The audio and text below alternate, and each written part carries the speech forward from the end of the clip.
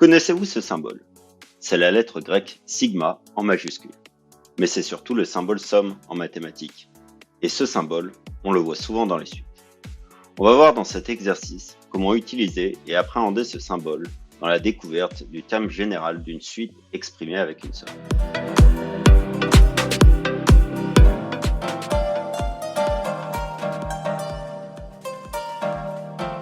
On a notre suite Sn qui s'exprime pour tout n appartenant à n étoiles.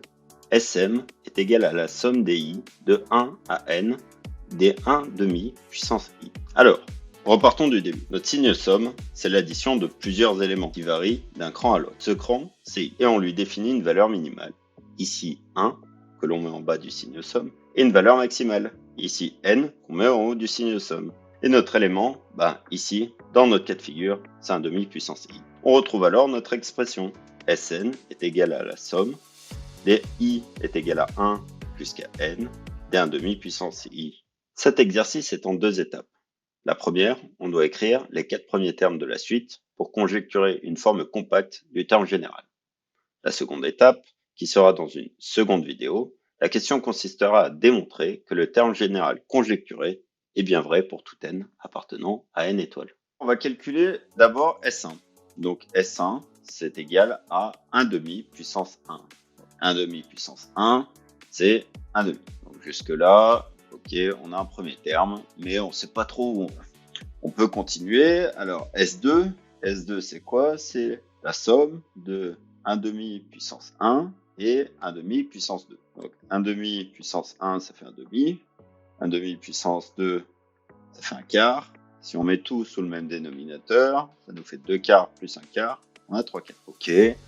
Donc S1 égale 1 demi, S2 égale 3 quarts. On n'a pas encore forcément trop de pistes sur ce que va être. On va calculer S3. Alors S3, c'est 1 demi puissance 1 plus 1 demi carré plus 1 demi au cube. Donc ça nous fait quoi? Ça nous fait 1 demi plus 1 quart plus 1 huitième. Et on remet tout sous le même dénominateur. Et donc, on a 4 huitièmes, plus 2 huitièmes, plus 1 huitième. Et donc, ça nous fait 7 huitièmes. Donc là, on commence à voir quelque chose qui se dessine.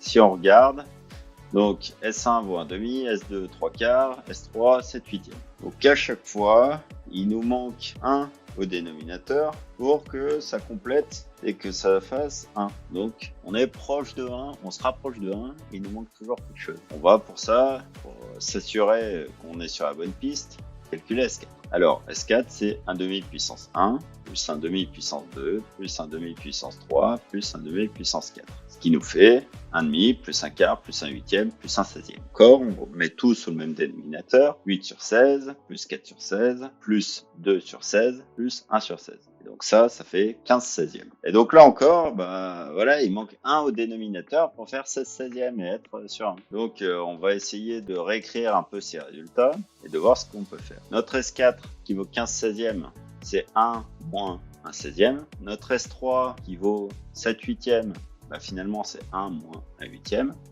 Notre S2 qui vaut 3 quarts, c'est 1 moins 1 quart. Et de la même chose pour notre S1 qui vaut 1 demi, c'est 1 moins 1 demi. Et donc en généralisant un peu ça, S1 c'est 1 moins 1 demi puissance 1, S2 c'est 1 moins 1 demi au carré, S3 c'est 1 moins 1 demi puissance 3, et S4 c'est 1 moins 1 demi puissance 4. Donc on commence à sentir que Sn ça pourrait être 1 moins 1 demi puissance n.